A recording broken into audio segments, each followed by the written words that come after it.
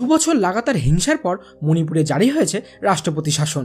কিন্তু আপনি কি জানেন আমাদের ভারতে মোট কতবার কিংবা ভারতের কোন রাজ্যে সবথেকে বেশিবার রাষ্ট্রপতি শাসন জারি হয়েছে?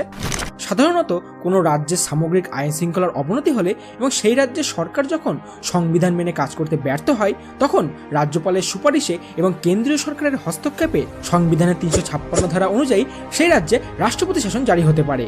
এই শাসন মূলত জারি থাকতে পারে ৬ মাসের জন্য, তবে কখনো কখনো এর মেয়াদ ১ বছর থেকে শুরু করে ৩ বছরেরও বেশি সময় ধরে চলতে পারে। তবে এর জন্য সংসদে সাংবিধানিক সংশোধনের প্রয়োজন। ১৯৫০ সালে সংবিধান গৃহীত হবার পর ভারতে প্রথম ১৯৫১ সালের ২০ জুন পাঞ্জাবে রাষ্ট্রপতি শাসন জারি হয়।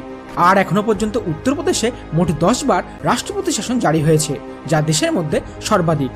তবে দিন হিসেবে ঘোষণা করলে পাঞ্জাবেই সর্বাধিক ৩০০০ দিনেরও বেশি সময় ধরে রাষ্ট্রপতি শাসন জারি ছিল।